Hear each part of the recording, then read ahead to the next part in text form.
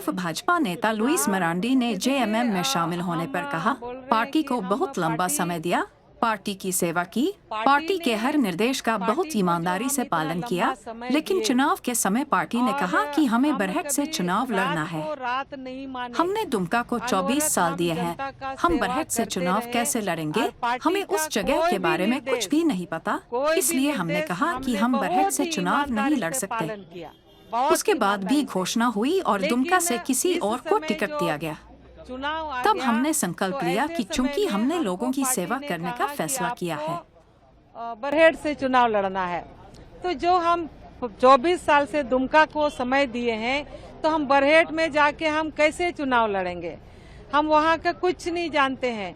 दुमका में हम एक एक चीज जानते हैं, दुमका के आसपास का एक एक चीज जानते हैं, लेकिन बरहेट से हम लोगों को आना जाना कभी रहा नहीं है।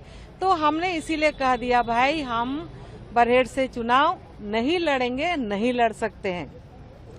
उतना के बाद भी घोषणा हो गया, उम्मीदवारों का भारतीय जनता पार्टी का घोषणा हो गया और दुमका से किसी और का नाम आ गया।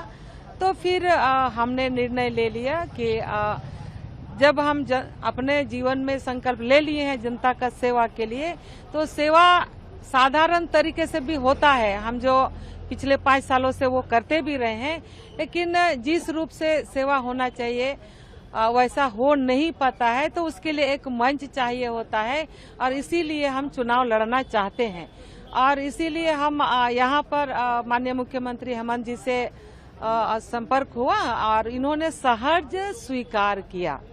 हाँ। क्या आपको भरोसा दिलाया गया है कि आप जहां से चुनाव लड़ना चाहती थी बीजेपी से, इस बार वहां से टिकट मिलेगा आपको? देखिए, हम अभी एक गार्जियन उनको माने और हमारा समस्या उनके सामने है, तो वो हमको कहीं चुनाव लड़ाएंगे, ये उनके ऊपर देते हैं।